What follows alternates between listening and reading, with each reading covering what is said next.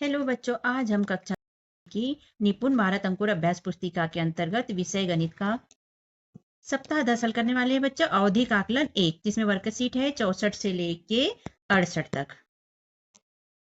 यहाँ सप्ताह 10 है बच्चों, आवधिक आकलन है। प्रश्न पहला है, गिने और लिखे कुल कितने पक्षी हैं।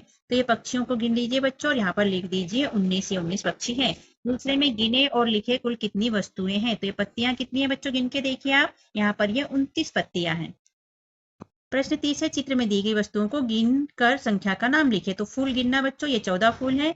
यहाँ पर चौथा प्रश्न है, 75 के पीछे गिनते हुए पिछली संख्या पर घेरा लगाया। तो 75 के पहले 74, उसके पहले 73 और उसके पहले 72। तो 72 ये यहाँ पर लिखा है, इसलिए हमने बोला लगा लिया। प्रश्न पांचवा है, 88 से आगे गिनते हुए अगली संख्या पर घेरा लगाया। तो 88 के बाद में 89, फिर 90, फिर 91। तो यहाँ 91 कहाँ लिखा है, ये तो इस पे गोला लगा लेंगे। छठवां प्रश्न है, 57 के पीछे गिने बॉक्स में उचित लिखे। तो 57 के पहले 56, फिर 55, फिर 54। तो यहाँ 54 लिख लिया हमने।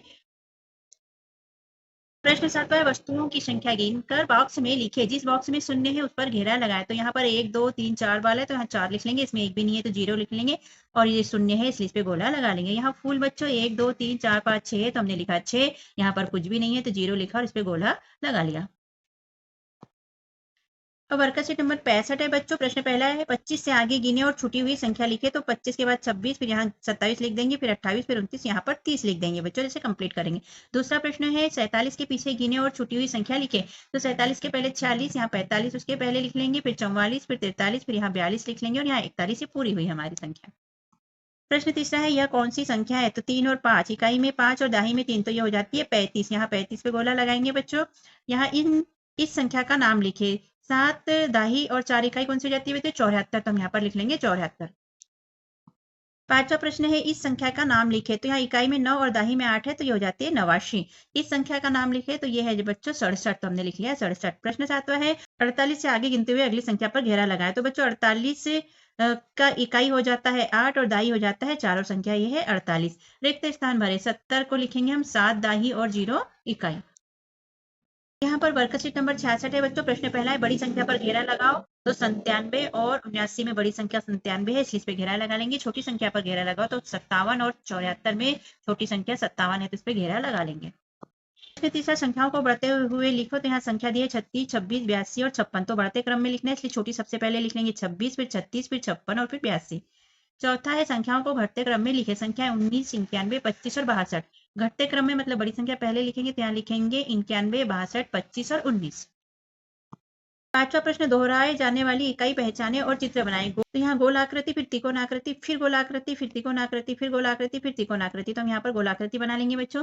छठवां पैटर्न आगे बढ़े तो यहाँ देखो, एक वर्ग, फिर यहाँ एक काला वर्ग और एक पीला वर्ग, फिर 2 के बाद में यहाँ पर 3 वर्ग दे दिया, एक काला वर्ग और 2 पीला वर्ग। तो हम एक काला वर्ग बना लेंगे और टोटल हम यहाँ पर 4 बना लेंगे। तो 3 पीले वर्ग हो जाएंगे हमारे, तो टोटल हो गए 4। इस तरह कंप्लीट हुआ। यानी यहाँ 1, यहाँ 2, यहाँ 3, यहाँ 4 हो जाएगा। सातवां प्रश्न है, 2D आकृति पर घेरा लगाए। तो 2D आकृति कौन सी है बच्चों, एक ये है और एक ये है। 3D आकृति पर घेरा लगाए तो 3D में टीवी आ जाएगी बच्चों, थर्मस आ जाएगी और बॉल 3D आ जाएगा। वर्कशीट नंबर 67 है बच्चों। प्रश्न पहला है, आयत पहचाने और रंग भरे। तो ये आयत है बच्चों, इसमें रंग भर लेना। दूसरा है, त्रिकोण पहचाने और रंग भरे। तो ये त्रिकोण है, इसमें रंग भर लीजिएगा। प्रश्न तीसरा है, 3D वस्तु के सही ट्रेस 2D पर निशान लगाए। तो 3D ये है बच्चों और इसकी 2D ये है, तो दोनों पे निशान लगा देंगे राइट का।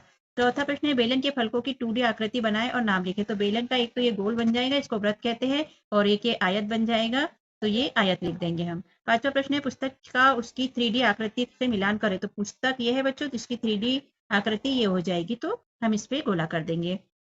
पेन की उसकी 3D आकृति पर मिलान करें तो पेन की 3D आकृति ये हो जाती है बच्चों, इस टाइप से इस पे मिला देंगे।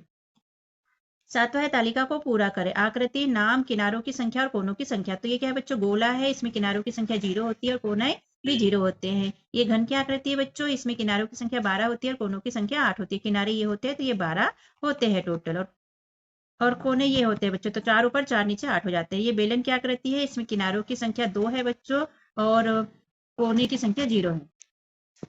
तो इस तरह सप्ताह 10 आवधिक आकलन हमारा कंप्लीट होता है बच्चों।